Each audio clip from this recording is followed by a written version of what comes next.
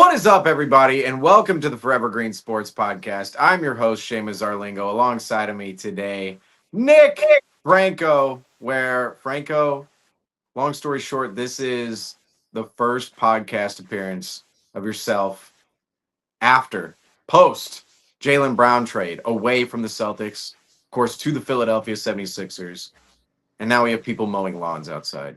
Yeah, you, you had you did a good job. I was currently on a stage at a local homegrown showcase on Cape Cod, and I was on stage about to walk off to announce the intermission where I checked my phone and I saw the Jays have been separated, and that's the only thing I saw from ESPN, and I was like, wait a second, what happened here? The trade obviously must have happened, or someone's pulling my leg, or this is a fake post. So obviously, we went to the sham board, and the name that we saw Jaylen Brown get traded to was the Philadelphia 76ers, which was not a team that I had on my list, or really anyone had on their list in being in contention for Jaylen Brown. And they were able to walk away with Paul George.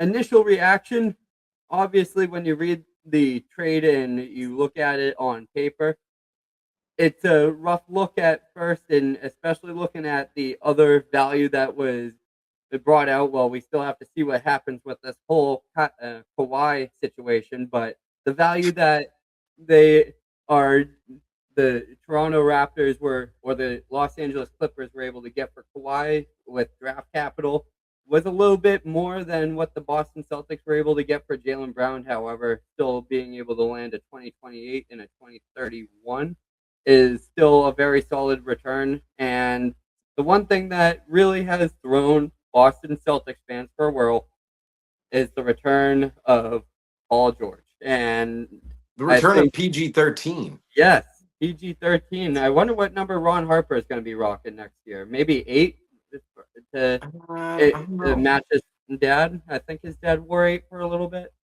I'm not certain. I feel like, I feel like there was some definite exchange of cash between the two in some regard, or an asset somewhere here where Paul George gets 13 over Ron Harper Jr. Like, you gotta sell your number out here. But regardless, the first thought that comes to mind when it comes to the Jaylen Brown trade is, and it's not my first thought, it's actually something from thinking about it.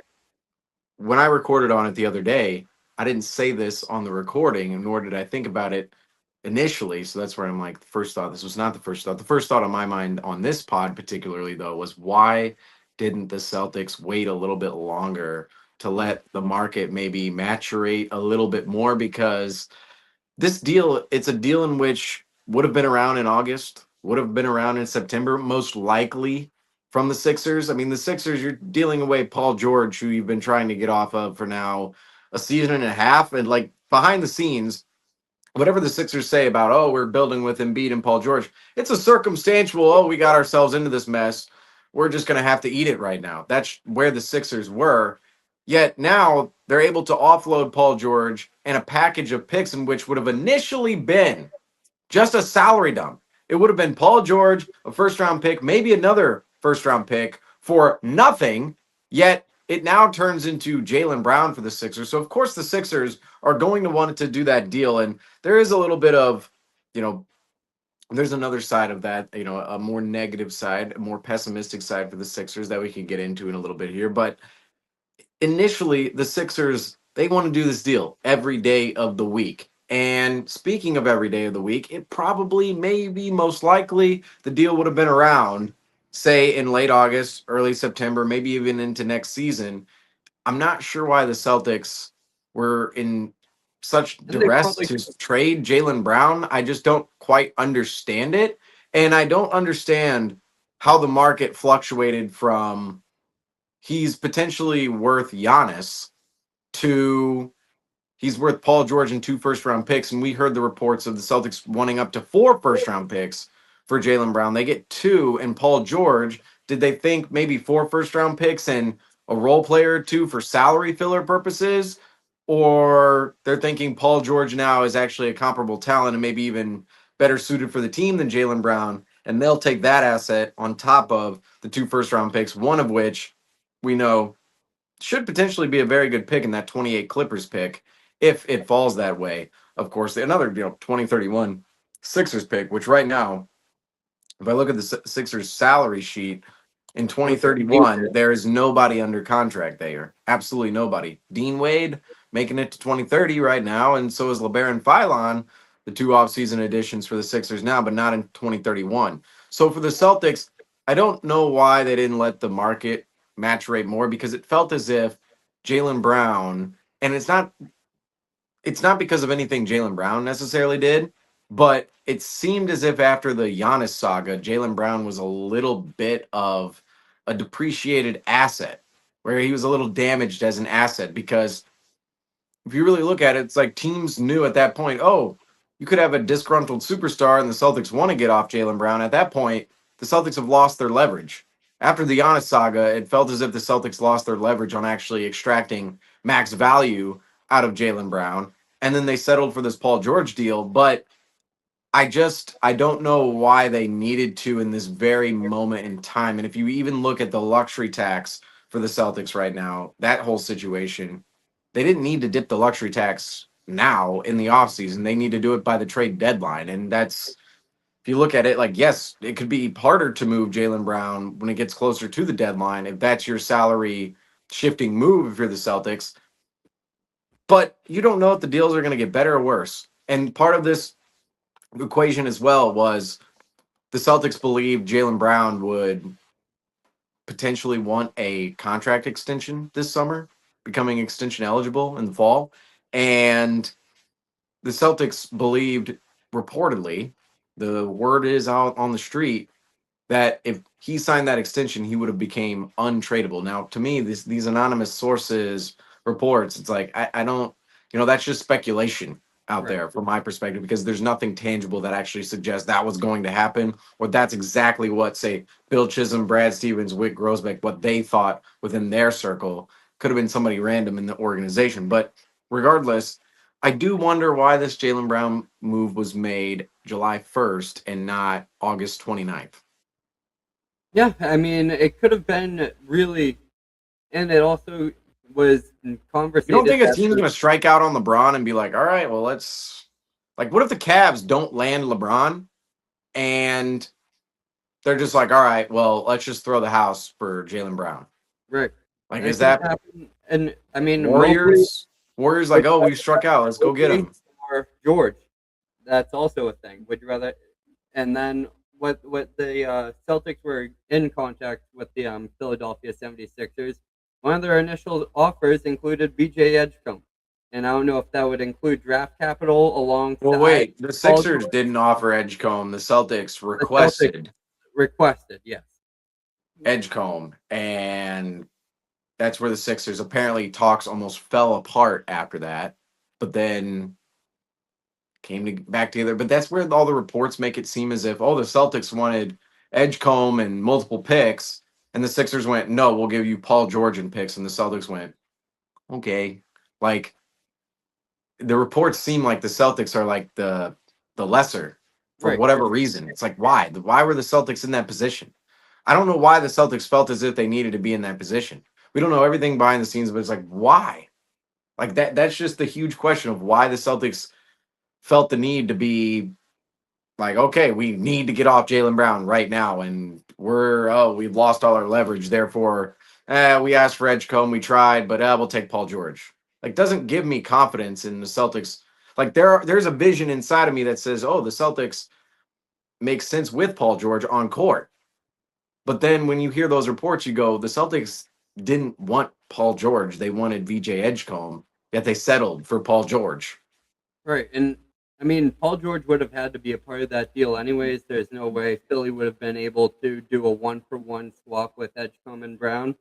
But if you're looking at like what would have came alongside that, that would have made the Boston Celtics a better team, and Boston Celtics could have possibly walked away as the clear winners of that trade if that were to happen in that way.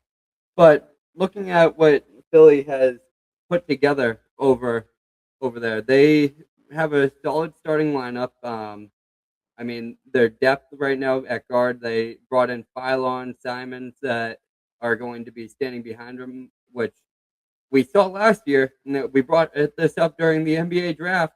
Why do you draft it, LeBaron Phylon, when you just traded Jared McCain because there was too much guard play, and then Realize you that was the also pick that they actually received for Jared McCain. They just turned Jared McCain into Phylon. Like, yeah, and also added Simons next to him. So now you got four guards vouching for minutes, and that could be a whole scenario within itself. And they're also pretty thin at the wing or forward position behind Jaylen Brown and Dean Wade. It's not really too much of a good grouping in there. Sure, you have Barlow and Walker, I believe, but not too much talent coming off the bench behind them. But this is a win now move for the Philadelphia 76ers and could also be them, who knows, maybe finding a way to end the process. And they're going to have to find out the same way the Boston Celtics did, that you can't have two supermax players on the roster at the same time. So that is probably the foreshadowing of maybe even next year or during the trade deadline, we see Embiid go out the door to a different team. And I'm really, for the Boston Celtics side of things, it it's a I think they're not going to fall off completely, and I really don't think that with this, they should be better. yeah, Can we just be honest about this? The I'm national fine with media and even the fan base, because let's face it, when you follow a player for 10 years and he's a staple of your franchise and he all of a sudden finds himself in a rival team's jersey down the coast, down the East Coast, yeah, fans are a little shell shocked right now and in despair. And the national media is looking at the trade as if, oh, the Sixers, this is just a runaway trade for them. And to some degree it is, because you just turned what was initially a salary dump package into Jaylen Brown. That, I would say, that's pretty good asset overturn for the Sixers. Now we'll have to see what those draft picks turn into, but that's later on down the line. However, in this particular instance, the Celtics should be better next year. Look at who they're led by. Jason Tatum and Paul George. Those are two of the most efficient two-way forwards and wings in the NBA over the last decade. And yes, Jaylen Brown is pretty good himself, but Jason Tatum and Paul George are going to complement each other just fine. And on top of you have that, two twins out there with the Paul George, and you have an older and younger brother out there. It's like the 10-year difference between the two is almost identical within their games. Paul George, when he was playing at his highest potential, even in Los Angeles in those beginning years over there, you saw his gameplay was almost a spinning image to what Tatum's is. And if anything, he's going to bring a little bit more physics, as Jason Tatum is coming off of a torn Achilles. And you're adding a power forward, and you can slot Jason Tatum as the three now instead of listing Jason Tatum as a four slot player, and also having him match up against larger size players. for me, Paul George, there is a level of versatility and well-roundedness to his game that complements Jason Tatum potentially better than Jaylen Brown. At the end of Jaylen Brown's Celtic career, Jason Tatum and Jaylen Brown were both number ones on the team. That's just the fact. You saw how it developed throughout the back half of the season. We didn't really know when Jason Tatum came back. There were games where Jason Tatum didn't quite have his legs out under him yet, and yet we were sitting there thinking, okay, should Jaylen Brown take over right now? Like, Jason Tatum's supposed to be the one, but Brown has been here all season doing this. It became a 1-and-1 scenario. It wasn't 1A and 1B or 1 and 2. It was, here's Jaylen Brown as a 1, here's Jason Tatum as a 1. Paul George is built to be a complementary player to Jason Tatum. He's done it his entire career. I've said this a million times, alongside Russell Westbrook, alongside Kawhi Leonard, and then alongside Joel Embiid for that short time. Now we'll be alongside Jason Tatum. And I do think there's a little bit more versatility in his game that could complement Tatum from a playmaking perspective, from a rebounding perspective, and even on the defensive end of the floor. Paul George is a much longer, more physical wing than Jaylen Brown. And it's not to say Jaylen Brown isn't long and physical himself, but Paul George is just a step higher than Jaylen Brown. And that's what you need next to Jason Tatum is you need a forward who can, of course, defend on one end of the floor and then on the other, complement him in the sense of he can play an off-ball role and he's going to be more suited to play an off-ball role because he's 36 years old and realizes where he's at in his career right now and where he's been in his career for most of his career as a complimentary number two to somebody versus Jaylen Brown, who he wants to be a number one. He's not going to be as satisfied standing in the corner with less usage. Paul George could be more efficient with less usage for the Celtics as a spot up shooter, somebody who catches passes in the corner, and of course, somebody who can score in isolation if you need him to, and even play make for others if there's a time period where Jason Tatum's off the floor. Jason Tatum is resting, of course, as we know. Both these guys are going to be resting here and there, and those are going to be the moments where either player can take over, just like Jaylen Brown and Jason Tatum did. But Paul George could be a more efficient version of Jaylen Brown next to Jason Tatum, even at an older age. And even though, you look at Jason Tatum and Jaylen Brown, they've been there for 10 years, a lot, or 9 years together, technically, won a lot of ball games, but it kind of goes lost in people's minds. Like, could there be a more efficient option? There were moments of redundancy from Brown and Tatum, and it definitely came out near the end of and I hate to say it, but near the end of Jaylen Brown's Celtics career. But going even further as to why the Celtics should be better, last year they were led by Jaylen Brown, who the advanced metrics say is a little bit of an inefficient player, particularly on the defensive end of the floor. Offensively, there's some isolation stuff with Jaylen Brown where you go, okay, maybe he's a little bit too isolation oriented, not as much of a playmaker as you'd want him to be. But then the defensive end, there's negative metrics that tell you like what's going on this end of the floor. He's clearly not an elite defender that's uplifting the rest of the team on that end of the floor. But the Celtics were led by Jaylen Brown last year. Next year, they'll be led by Jason Tatum and Paul George, who again have been two of the most efficient two-way wings in the NBA over the last decade. And on top of that, the young guys, they should be better for the Celtics. Ugo Gonzalez, Baylor Shireman, Jordan Walsh, go down the list, Ron Harper. They should all be better for the Celtics. And, oh, right, the Celtics last year didn't have a big like Mitchell Robinson. Yes. And didn't have that veteran backup guard like Mike Conley. I don't expect Mike Conley to do a ton, but to have that veteran presence and controlling presence at point guard with Mike Conley off the bench, you could see him playing 10, 15 minutes a game in the regular season, maybe coming in. Last year, he played some big playoff minutes with Minnesota. Randomly, you could see him spot minutes in the playoffs here and there when you just need somebody to control the offense. And Mitchell Robinson on the offensive glass, the defensive glass as a lob threat. You still have Keita there, who they just extended. The Celtics are going to be just fine, people. People are talking about them as if they've fallen off the face of the earth and have given up on next season and years after. It's like, no, that's not the situation here at all. And I could get into the Sixers side of this as well, where people believe the Sixers have done something amazing, which, again, asset overturn wise, I think they've done pretty well for themselves. But there are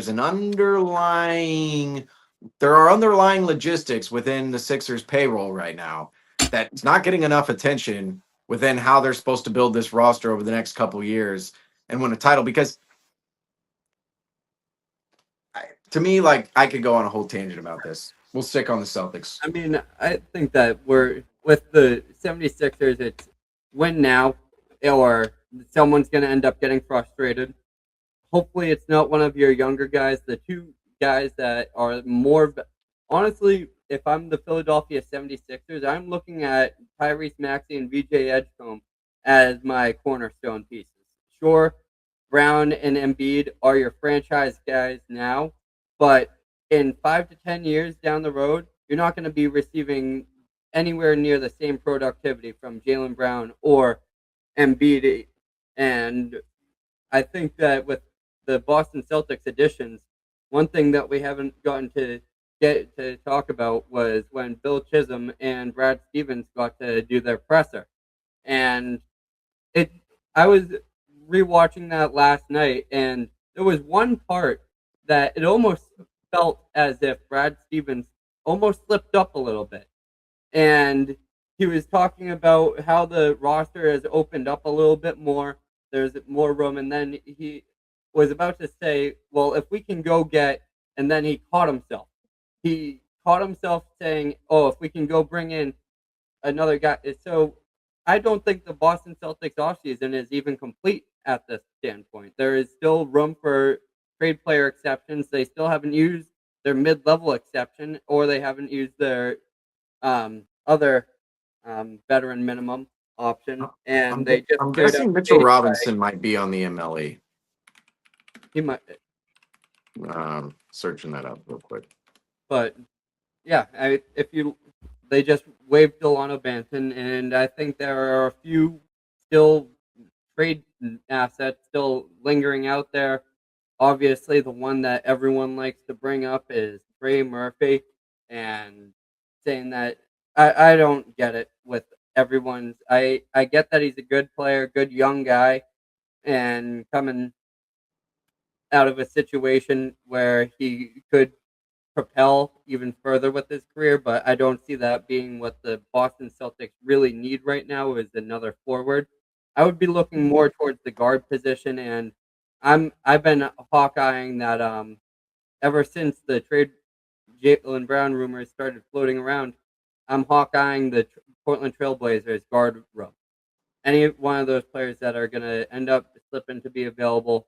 Ideally, Shaden Sharp is the one that is the most attractive, but right now, you look at the Portland Trailblazers, you have Giroux, John Morant, Damian Lillard, Scoot Henderson, Shaden Sharp, and I believe Caleb Love as well. So they have 6 guards that are viable playing guards. So there will probably be a slip up over there, and maybe one of those guys can become available either later on this offseason or during the trade deadline.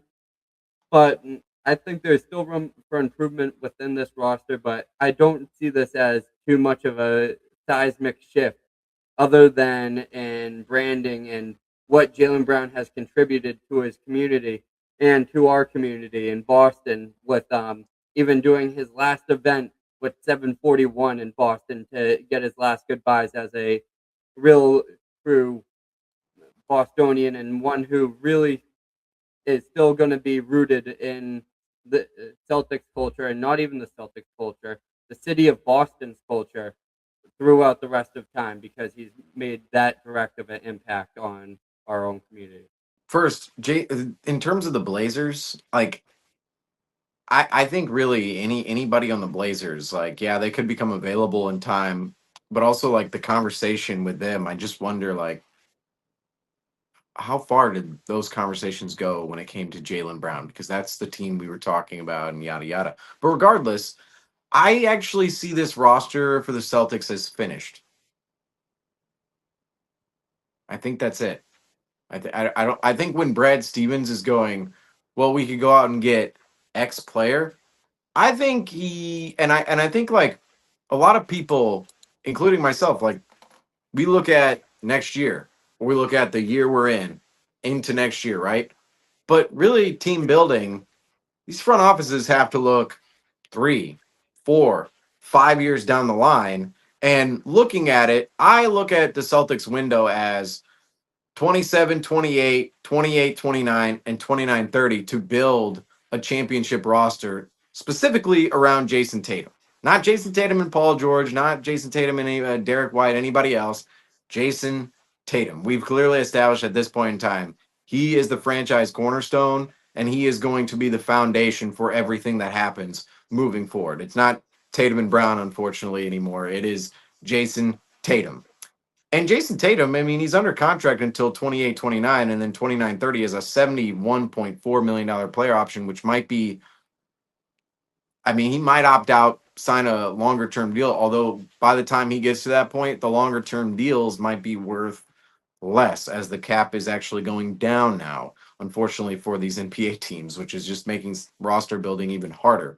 But regardless, what we're looking at right now is the Celtics by waiving Delano Banton yesterday, the Celtics put themselves under the luxury tax line.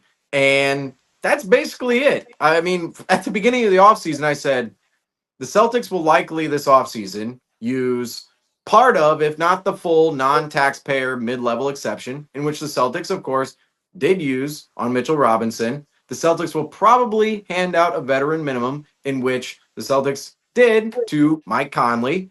So they make those two moves in terms of free agent signings. The Celtics only had an MLE and a veteran minimum or two to hand out in that circumstance of free agency. The Celtics do so to Mitchell Robinson and Mike Conley. Then you go down the list. The Celtics make this Jaylen Brown trade, which was unexpected, but they didn't really shift around a ton of salary. They saved themselves about $3 million this season with the Jaylen Brown trade, but it was enough considering the signings, all the rookies coming in as well, all the team options, for the Celtics to put themselves a hair under the luxury tax line with now 14 players. And we've talked about it in the past. NBA teams typically like to leave that 15th roster spot open, and they'll carry 14 guys into a season. We've seen it done. I mean, this has been across the league the last couple of years.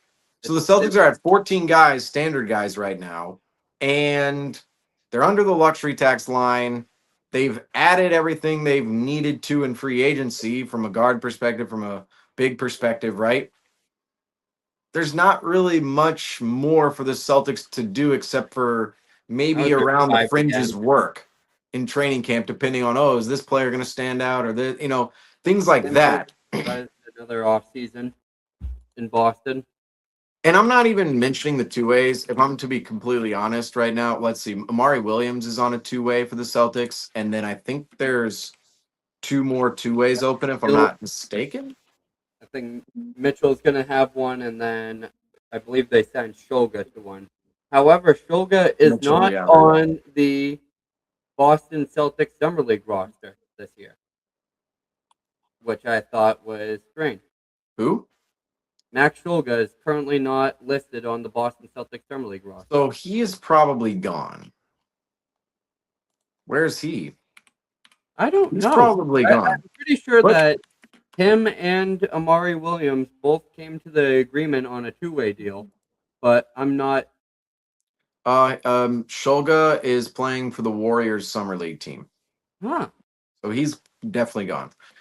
Shulga's gone. So that leaves Amari Williams and Dylan Mitchell on two ways and one two-way to be filled. So right now, if you're looking at it from a Celtics perspective, one standard roster spot, one two-way spot. They could fill those if they want, but in all likelihood, they'll fill that two-way spot, leave that standard roster spot open, and just go into the season like this. And if there's a move to be made at the deadline that can keep them under the luxury tax, that's what they're going to do. I mean, I said at the beginning of the offseason, the Celtics will likely use the MLE, they'll likely use a minimum, and they'll likely try to dip the luxury tax, because at that point, if they do those things, they'll be able to put themselves under the luxury tax. And I wasn't mentioning any Jaylen Brown trade, but in the Jaylen Brown trade, in terms of salary, it only moved the needle about $3 million, which is the equivalent of a player on the back end of your roster. So, or being there or not. So at that point, right now, it's like the Celtics, I feel like their offseason has been pretty much completed to this point. And I look at the team and I go,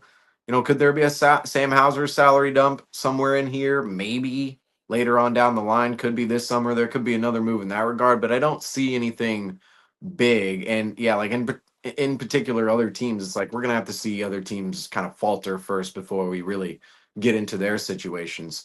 But speaking of other team situations, I do want to talk about the Sixers, because what I don't think anyone is talking about right now is how the Celtics and Brad Stevens potentially poisoned the Sixers with Jaylen Brown's contract and his play style. And that sounds a little harsh, I will say right off the bat. Just sounds harsh towards Jaylen Brown. But if you really look at the Sixers salary sheet and the way they're built on court, how is this team supposed to win a title with this specific core? Because part of the reason as to why the Celtics traded Jaylen Brown was Jaylen Brown and Jason Tatum both under Supermax deals. And in this day and age in the NBA, two Supermax deals in an era where the cap is unfortunately moving down for teams, it's just harder and harder. And let's face it, the aprons have actually, it's been the Supermax culminated with the aprons, culminated with the fact the cap is actually leveled out and now going down, going into the future, unfortunately, for NBA teams. All of those factors combined have created a world for teams where if they've handed out Supermaxes to multiple players, it is extremely difficult to build out the back half of the roster around those two players, or even three players in some instances, making, two super maxes and another max out there, it's been very difficult for teams to build around these players. And the Celtics essentially determined Tatum and Brown both making super maxes in the next coming years. We're not going to be able to build around these two players. And a word in which Brad Stevens used during the press conference was optionality. By trading Jaylen Brown away, it gave the Celtics future optionality. And that's kind of the basis as to why the Celtics made this trade. The Celtics in the future could have Jason Tatum, Paul George, Derek White, and another player, or the Celtics could have Jason Tatum, Jaylen Brown, and Derek White. And veterans. And just a bunch of minimum veteran guys, like just a bunch of nonsense. But in this scenario, Paul George, with this player option, could drop his player option, sign for a longer term deal, maybe around $30 million per year if he's still that good, of course. All depends on how this next season goes. But regardless, optionality. Something the Sixers don't have right now. And that's the whole point in this, is if you look at Joel Embiid, Jaylen Brown, and Tyrese Maxey together, those are three players with pretty high usage percentages. Those are three players who all want the ball in their hands. Jaylen Brown, after the season he just had, is not going to be a player who wants to stand in the corner. But how is this Sixers offense supposed to work when, we're going to throw the ball into Joel Embiid and we're just going to sit around for 5 seconds to 8 seconds to 10 seconds while he dribbles and makes his way around the rim? Is Jaylen Brown going to feel minimized within this offense where they're giving Tyrese Maxey the ball to cook at the top of the perimeter, which he very much did against the Celtics in that playoff series? Is there going to be enough room for Jaylen Brown, period, to be justified at his salary number? And this is all part of it, is if you have two players or even three players at the top of your roster, which right now the Sixers are paying two super maxes and a max salary. So you have Joel Embiid, Jaylen Brown both making super maxes, and then you have Tyrese Maxey making a lesser max salary, of course, in this particular instance. More. Three players who are wildly expensive, yet you would say Embiid and Brown, they might be a little bit redundant to each other. Maxey, Brown, and Embiid might be a little bit redundant to each other. And if there's any redundancy on court, and that's part of what the Celtics alleviated from their rotation, is we feel there might be a little bit of redundancy between Brown and Tatum, especially knowing Brown, he took over the number one option role last year, and probably doesn't want to go back to being the number two behind Tatum. There might be a little bit of redundancy with two Supermax players who are not allowing us to add to the roster furthermore on top of them. So that brings us to where the Sixers are right now, in the same place where the Celtics just were with Brown and Tatum, where they're going two Supermax guys who we can't add on to, who might be a little bit redundant. The Sixers are now in that same position with, and I would say Jaylen Brown complements Joel Embiid less than Paul George. Paul George is just a better complementary player. Like Paul George is an all around at his, and I said that last year on it was on Substack. I wrote about it and posted on Instagram. I said, Jason Tatum and Paul George are similar in the fact of their floors don't stoop too low. Okay, if they're not at their superstar level, at the very least, they're going to be high-level role players. And that's what Paul George was during his time with the Sixers, where he's injured, trying to come back, rehab, all that good nonsense. He's a better complementary player than Jaylen Brown is going to be next to Joel Embiid. And yet, Jaylen Brown and Joel Embiid are both making supermaxes. Joel Embiid has a player option for $67.4 million in 28-29, 3 seasons from now, while Jaylen Brown is making $70 million that year, or sorry, $65 million that year. Sorry, I took $5 million away from Jaylen Brown just now, but $65 million that year. Those players next to each other, if there's any redundancy within this mix, the Sixers are not going to be able to build with those two players on the roster. And I just look at that 28-29 season. Initially, the Sixers only had to worry about Joel Embiid that year. And initially, the Sixers, there was a possibility, again, with Paul George, with that player option, maybe he opts out. Maybe there's a longer-term salary for him with the Sixers. And the Sixers are looking to be in that position with Paul George. Instead, now the Sixers in 3 seasons are dealing with 2 supermax deals, in which are not going to be easy to get off of, particularly Joel Embiid's deal. And even if you're thinking at that point, we can't get off Joel Embiid, So what? We're going to trade our other better player? Like that just doesn't make any sense.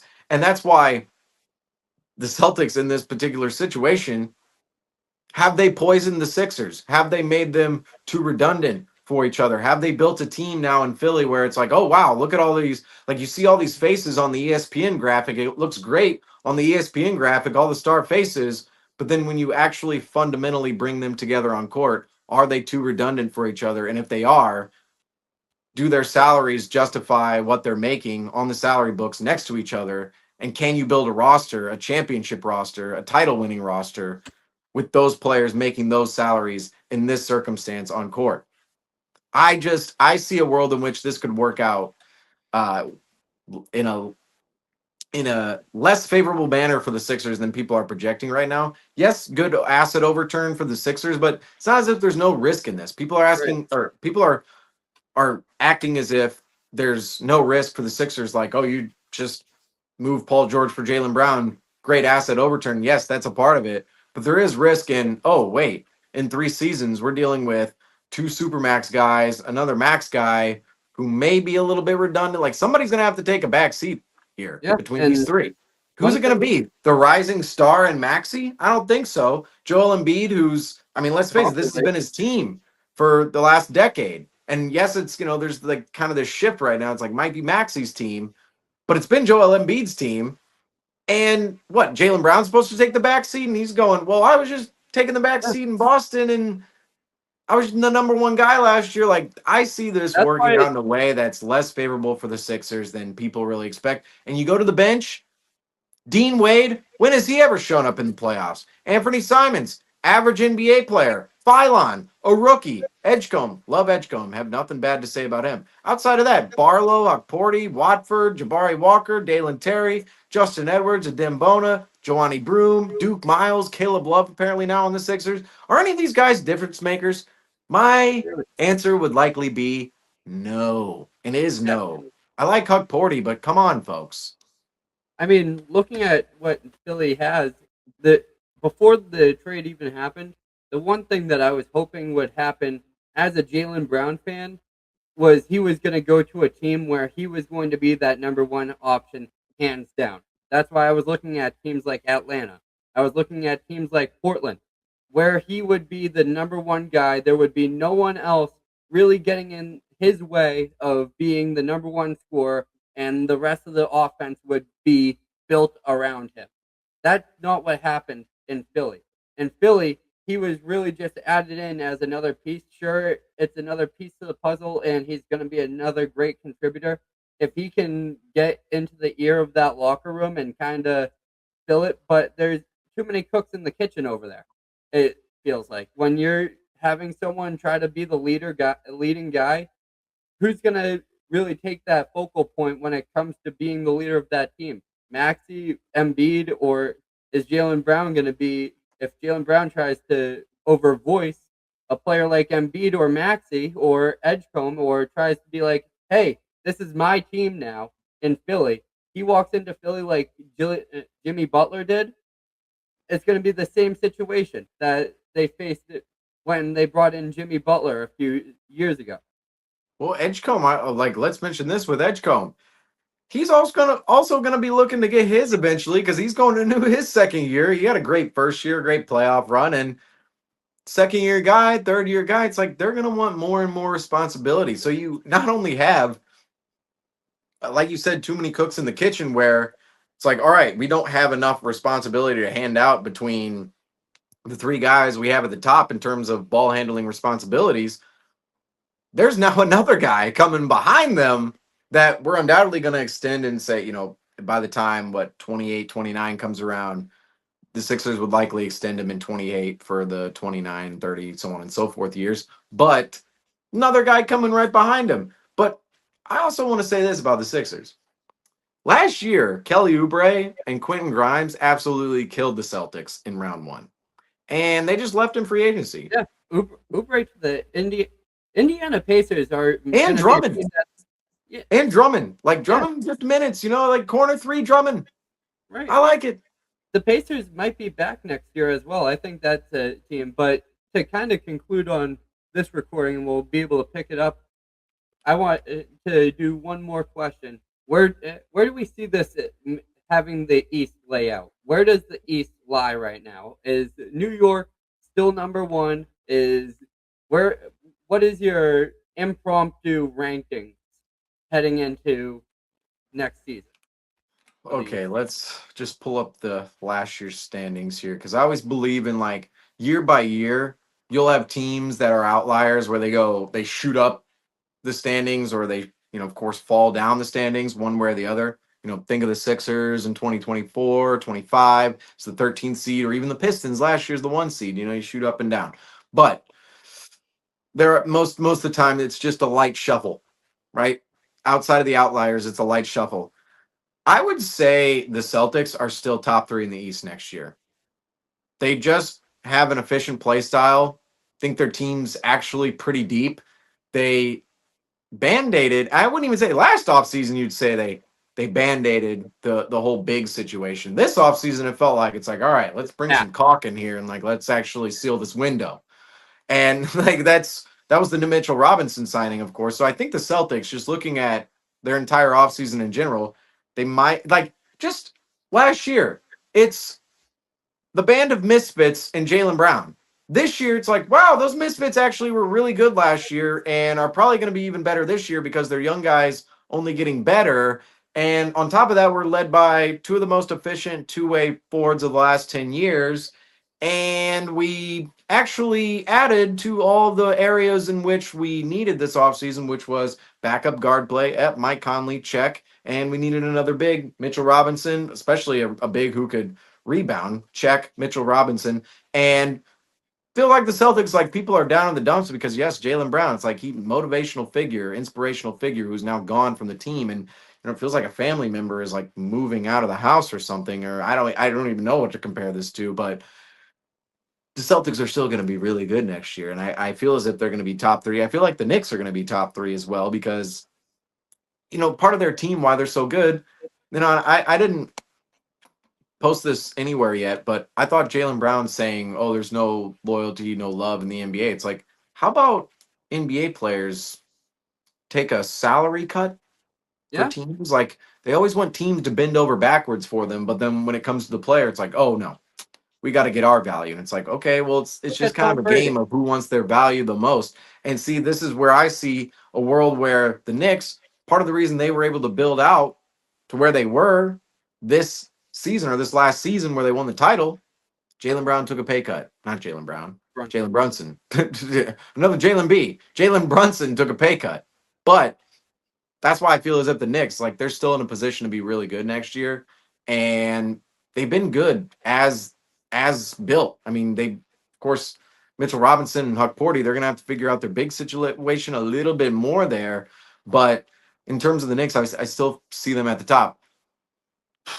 As for other teams, I see the Celtics and Knicks at the top. I see the Sixers somewhere between 4 to 7. Okay. I don't see the Sixers as a top three team in the East.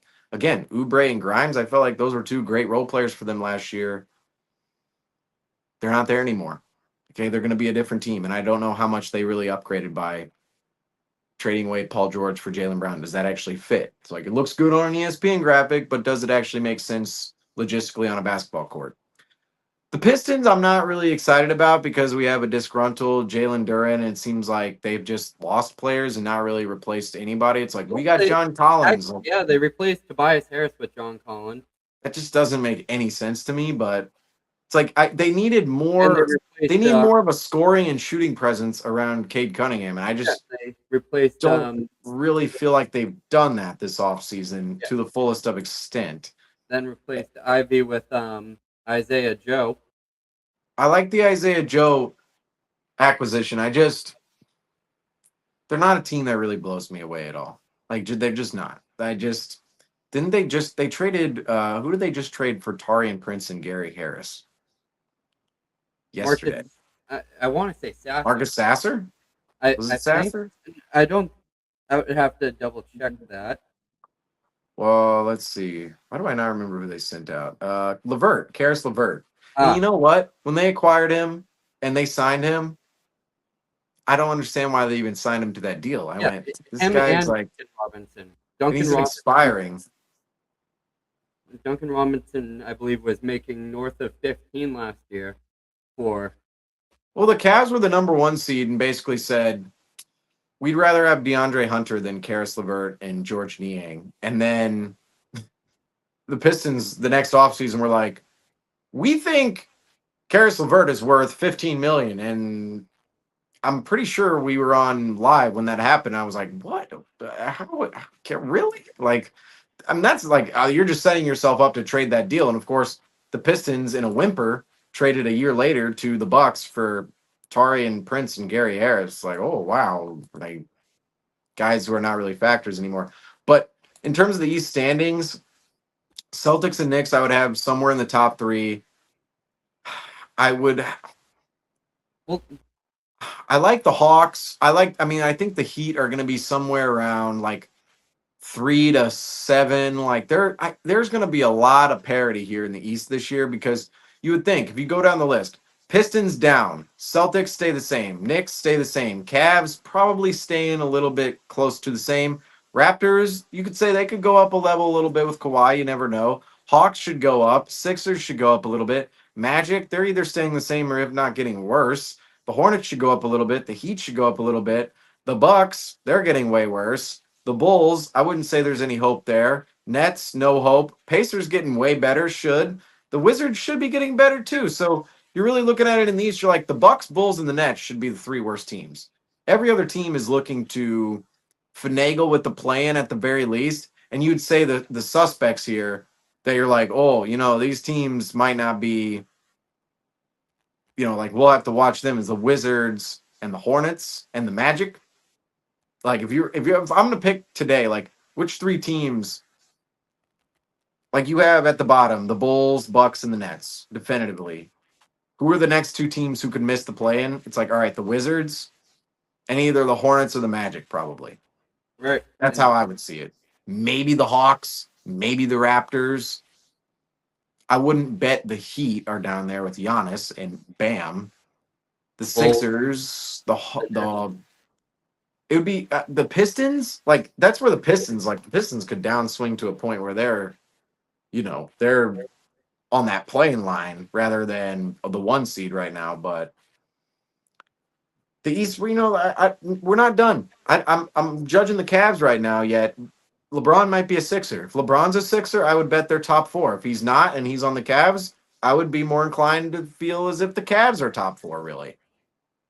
Like, I think LeBron actually swings something like that. It's weird because LeBron, it's like you typically think like, oh, he's swinging title odds, which he is, like, really, but to a degree where you're like, the Lakers have no chance to, all of a sudden the Lakers are favorite to win the title, or you go there with the Cavs or the Heat or whatever. But now it's like LeBron's swinging, say, the Cavs from going from, we're 6th seed to the 4th seed, or that he could be doing that for the Sixers as well. So same in the West. I mean, you could be elevating the Warriors to like 6th instead of 9th.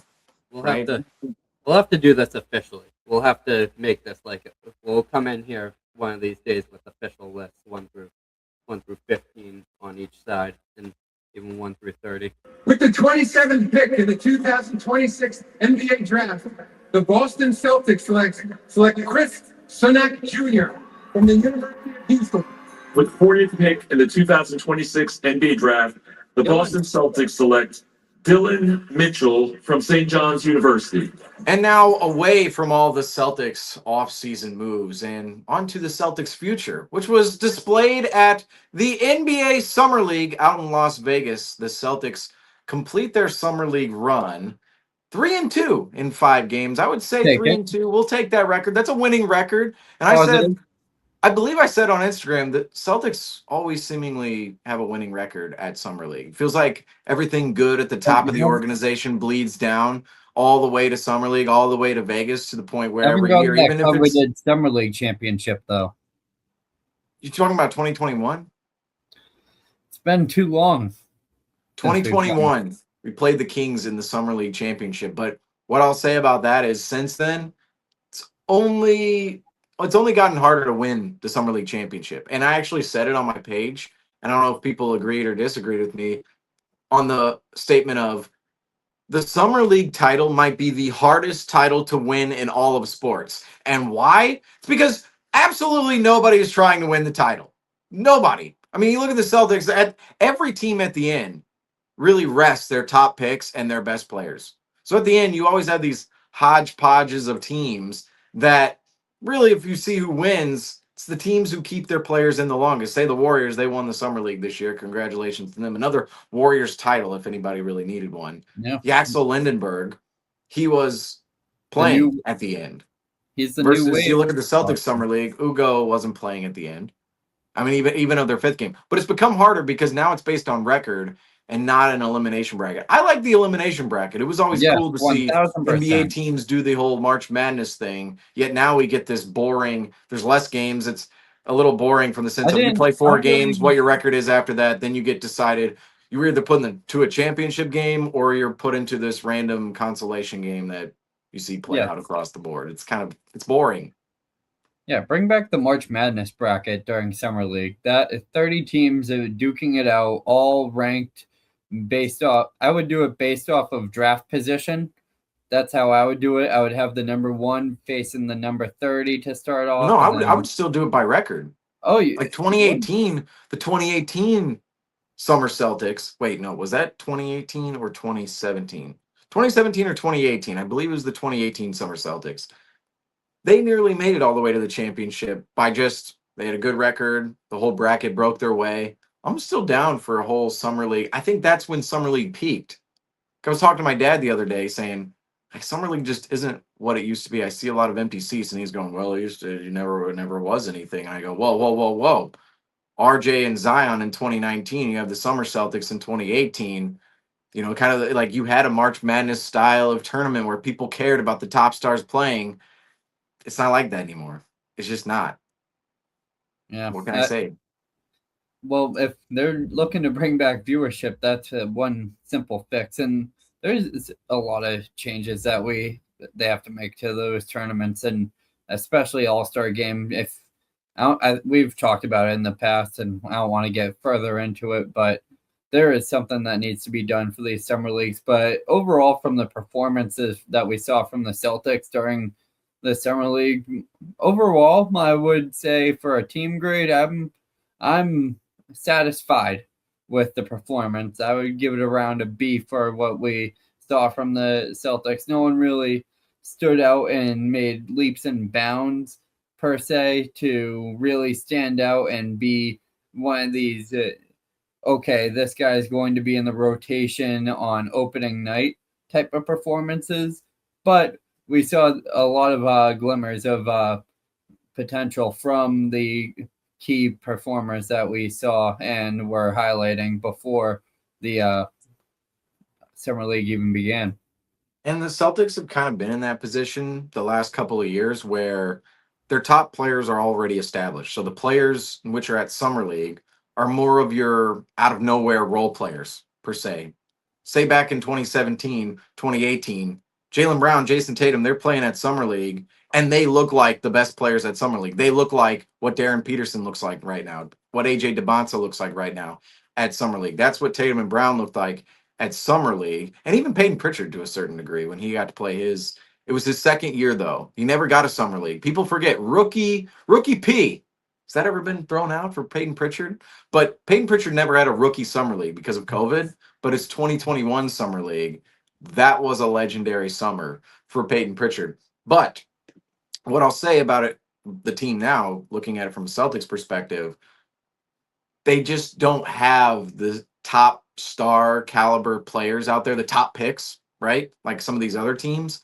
Yet there are still gems on the roster we look forward to as maybe this guy can break into the rotation as the season goes along. Can he be the next, we look at a couple of guys on the roster. Can they be that next generation of pieces that go around the foundational pillars that make up a championship roster? And you look at the team performance. Yes, 3-2 is great record for 5 games, winning record, blah, blah, blah. It's not really about the team performance at Summer League at all, or the results you see in certain games, like, oh, Hugo's not playing, oh, Amari's not playing, the Celtics pull certain guys, and it's been happening that way forever.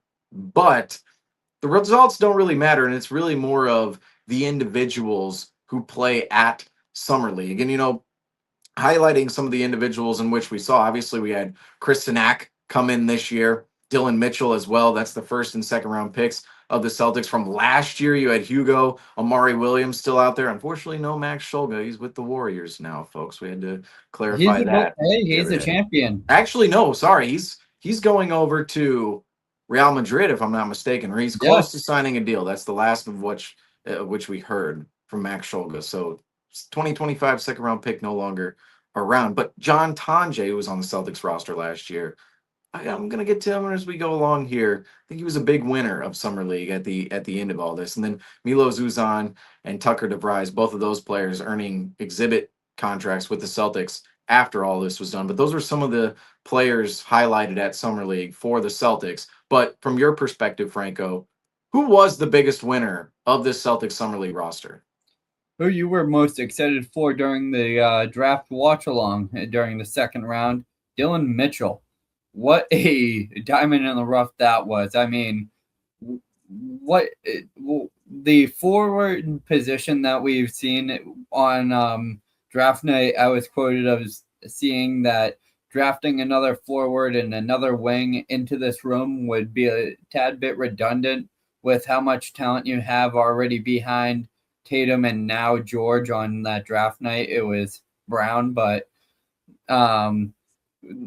with the talent that you have behind them and also accounting for Hauser, you have a pretty filled up area, but he has really etched himself and really diversified himself away from the other wings and forwards the Celtics already have on their roster, because we haven't seen something like this on the defensive side of the ball and as athletic as Dylan Mitchell. I mean, he looked like a strong safety in the middle of the box, picking off passes off of front court plays, and was really always finding himself in the middle of the plays, aggressive on the rebounds, and also effective on the offensive end, creating transitional baskets, and also delivering on a jump shot and a three-point shot that people weren't really anticipating heading out of college. And he might be a player that the Boston Celtics, who currently have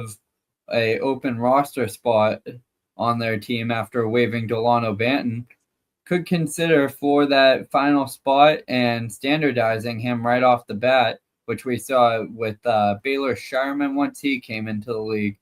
But if anything, we'll be seeing him on the two-way contract and most likely starting off in Maine during the beginning of the season. But he definitely made with a strong camp, he can definitely make a solid case to be on the roster for opening night. Don't you feel like the Celtics went and put an emphasis on athleticism going into the draft, where they put an emphasis on aspects such as rebounding, defending, just pure athleticism, pure speed? Because that's what I thought we saw out of, say, Dylan Mitchell and even Chris Sinak at Summer League. And if I were to pinpoint a biggest winner, no, it would not be Chris Sinak or Dylan Mitchell. It's actually John Tonje, because John Tonje, he kind of does fit this mold along with Sinak and Mitchell of an athletic forward/guard combo who can hit an outside shot, can finish around the rim, and can play on both ends of the floor. He can play on the defensive end and actually be a versatile defender on that end. I thought John Tonje, super efficient at Summer League, as was Dylan Mitchell, as we saw. Chris Sinak, there was, some games in there. It's like, the efficiency wasn't always there. But for those two other guys, never really fell off the wagon at any point, Dylan Mitchell or John Tonje. They had maybe one or two games that were, not the prettiest on the stat sheet. But overall, their performances screamed they're going to own some potential to actually go out and compete for the Celtics roster at some point or another, whether as two-way guys, because right now the Celtics roster, as we look at it, 14 standard roster spots. There's one standard spot open in which we anticipate the Celtics will leave open going into the season. And then looking at the two-way spots, the only two-way spot filled right now is by Amari Williams. And Amari Williams at the Summer League, I think we saw the intangibles we all like from Amari, some of the passing, the shot deterrence from Amari, and the mobility from him. Didn't have the prettiest of Summer Leagues overall, I would say, for a second-year guy and for a guy who spent multiple seasons in college. definitely have to factor that in. But he's there on the two-way contract and the only player on the Celtics roster on a two-way contract, meaning there are two other two-way contracts to hand out. Dylan Mitchell has been unsigned, and so is John Tonje. And I'd say those two players right there, in which are right now our two biggest winners of Summer League, they're unsigned by the Celtics, and they seem to fit into those two-way roles in which we've seen other players in the past, say such as Nemias Queta or even Ron Harper Jr. They've come up through those two-way spots. Sam Hauser, great example of this, signed a two-way contract at the beginning of his Celtics career, works his way onto the standard roster, and then into the rotation, and even, let's face it, into the starting rotation last year as well, with Tatum out of the equation, unfortunately, for most of the season for the Celtics. But that's how these things form, and Mitchell and Tonje look like those players who could form into a, like, oh, could you be a Ron Harper Jr. in the future, a Sam Hauser, where you're contributing as this complementary forward who's able to hit an outside shot, defend at a high level. And I think, if you look at the draft this year, Brad Stevens clearly put an emphasis on athleticism, rebounding, speed, and just being able to defend and run up and down the floor, because we saw the Oklahoma City Thunder say in 2025, how they win the title? They won it with deflections, steals, turnovers, and transition buckets, basically. I mean, at the end of the day, that was their bread and butter, along with, some of the half-court stuff we saw by Shea. Shea on the Celtics is Jason Tatum. That's who it is. And even Paul George, and even Peyton Pritchard to a certain degree, but all the other intangibles around them, right? The Lou Dort, the Alex Carusos, the Jalen Williams. Jalen Williams is starting at his own right, but in terms of the role players and what they bring, say for the Oklahoma City Thunder 2 years ago or even last year on the Celtics, that could be those guys in the future if you're really looking at it for cheap, especially for cheap. And looking at the entire Celtics Summer League roster right now, in terms of breaking it down, it's like those two-way spots.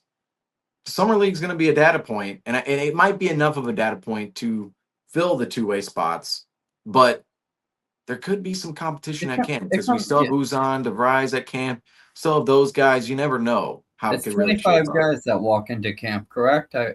25 guys, I believe, are in It just keeps increasing. It used to be 22, so I don't know if it's still 22. New CBA, new two-way deal added. I know the exhibit contracts, they play out in a certain way. So, I mean, and Uzan and DeVries, they're on exhibit contracts. But what I anticipate for them is both of them to be waived and then eventually signed by the main Celtics at that point in time. But they could, they could compete at camp for a two-way spot next to Tonje specifically. I would say Mitchell. The Celtics, I think Tonje has that seniority that will probably grant him that two-way spot. And then, but we've seen that play against guys in the past where the team looks at them and went, we already saw you last season, and we kind of just want to get a look at another guy. But that's where I just feel as if Tonje played so well in the Summer League, how can you look past him and just shoo him away for another guy? I feel like he's actually becoming a guy. Like, you can see it form out there. It's like, whoa, wait, this guy, there's some athleticism with him on the offensive end of the floor and the defensive end of the floor. You see some of the ball handling, dribbling, finishing intangibles. He can maybe hit an outside shot. You're thinking, there's some game here within John Tonje. You could see out on an NBA court specifically. But speaking of another player we actually saw a lot out on an NBA court last year, Ugo Gonzalez. What were your thoughts on Ugo at the Summer League? Because I feel like people had a couple of mixed opinions about Ugo. I think he's starting to show a little bit more maturity within his game when it comes to being a primary ball handler. And it's a position that he's almost going to be out of position doing. He is listed as a small forward shooting guard, but right now with the Boston Celtics roster, they really do not carry that third point guard on the roster behind Pritchard and Conley at the moment. And even last year, it was Banton who would be the second point guard. And even Derek White was listed as a point guard, which I am not one who lists Derek White as a one. I will always slot Derek White at a 2, no matter what. He is not a 1. He is not a point guard. We've seen it in the past, and when you want the best game out of Peyton Pritchard, you have him slotted next to a guard that can create opportunities for him when he's he is much better off getting opportunities created for him than creating opportunities for himself and others. So that's one thing that I always would make clear, and I'm always a little bit infuriated with whenever I'm seeing roster projections when they have Derek White listed as a point guard. But against the point, Hugo Gonzalez is right now could be that backup point guard in rotation minutes and alternating in and out with Conley.